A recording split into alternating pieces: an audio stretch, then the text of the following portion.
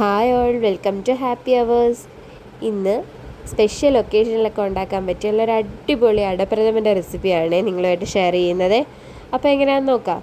ഇവിടെ 3/4 കിലോയോളം ശർക്കര പാനിയാക്കാൻ വേണ്ടിയിട്ട് ഇട്ടിട്ടുണ്ട്. അതിലേക്ക് ആവശ്യമായിട്ടുള്ള വെള്ളം ഒഴിച്ചിട്ട് നല്ലതുപോലെ അതൊന്ന് കുറുക്കിയെടുക്കാമേ. കട്ടയെല്ലാം നല്ലതുപോലെ അലിയുന്നിടം വരെ ഇളക്കി വെള്ളം പോലെ ആക്കിയെടുക്കാം.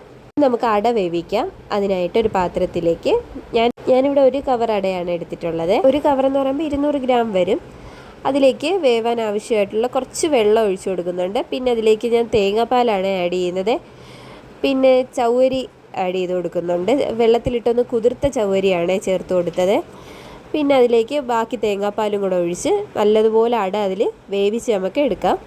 ഇടയ്ക്കിടയ്ക്കൊന്ന് ഇളക്കി കൊടുക്കണം കേട്ടോ, ഇല്ലെങ്കിൽ അടിയിൽ ചിലപ്പോൾ പിടിച്ചു പോകും. അതുകൊണ്ട് നല്ലതുപോലെ ഒന്ന് ഇളക്കി അട നല്ലതുപോലെ വേവിച്ചെടുക്കുക. ഇനി ഇതിലേക്ക് നമ്മൾ പാനിയാക്കി വെച്ചിരിക്കുന്ന ശർക്കര ചേർത്ത് കൊടുക്കുക.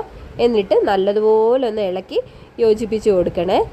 എന്നിട്ട് ഇതിലേക്ക് ആവശ്യമായിട്ടുള്ള പൊടിച്ചു വെച്ചിരിക്കുന്ന ഏലക്കയും അണ്ടിപ്പരിപ്പും മുന്തിരിങ്ങയും കൂടെ വറുത്ത് വെച്ചിട്ടുണ്ട്. അതും കൂടെ ചേർത്ത് നല്ലതുപോലെ ഒന്ന് ഇളക്കി കൊടുക്കാമേ. അപ്പോഴത്തേക്കും തന്നെ നല്ല മണമൊക്കെ വരുന്നുണ്ട്. ഇനി ഇതിലേക്ക് ഒരു 2-3 സ്പൂണ് നെയ്യും കൂടെ ചേർത്ത് കൊടുക്കാവേ. എന്നിട്ട് ഇതിലേക്ക് ഞാൻ ചേർക്കുന്നതെന്ന് പറഞ്ഞു കഴിഞ്ഞാൽ, ഇനി ഞാൻ തേങ്ങാപ്പാലല്ല ചേർക്കുന്നത്, പശുവിൻ പാലാണ്.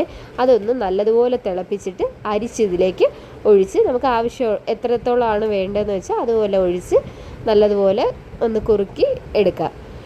ഇനി ഇത് ഒരുപാട് തിളയ്ക്കേണ്ട. തേങ്ങാപ്പാലൊക്കെ ചേർത്തേക്കുന്നതുകൊണ്ട് ഒരുപാട് തിളപ്പിച്ചാൽ പിരിഞ്ഞ പോലെ ആയിപ്പോവും കേട്ടോ. അതുകൊണ്ട് ഒരുപാട് തിളപ്പിക്കേണ്ട. ഇനി നമുക്കിത് ഏത് പാത്രത്തിലോട്ടാണോ പകർത്തേണ്ടത് അതിലേക്ക് മാറ്റാവുന്നതാണ്. ഇപ്പം നമ്മുടെ അടപ്പായസം ഇവിടെ റെഡി ആയിട്ടുണ്ട്.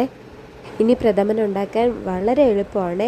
ഈ രീതിയിൽ എല്ലാവരും ഒന്ന് ട്രൈ ചെയ്ത് നോക്കണേ. നമുക്ക് വീട്ടിൽ ഗസ്റ്റ് വരുമ്പോഴോ ഇല്ലെങ്കിൽ എന്തെങ്കിലും വിശേഷ വേളകളിലോ ഒക്കെ ഉണ്ടാക്കാൻ പറ്റിയ ഒരു അടിപൊളി റെസിപ്പിയാണ്.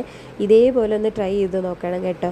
ഇത് വളരെ കുറച്ച് സമയം കൊണ്ട് പെട്ടെന്ന് നമുക്ക് ഉണ്ടാക്കിയെടുക്കാൻ പറ്റുന്നൊരു രുചികരമായിട്ടുള്ളൊരു പ്രഥമനാണ്.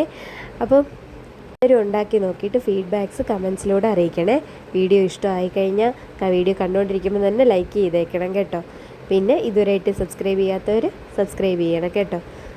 ഓക്കെ, അപ്പോൾ ഇത്രയേ ഉള്ളൂ. ഇനി വീണ്ടും വേറൊരു റെസിപ്പിയായിട്ട് കാണുന്നിടം വരെ ബായ്.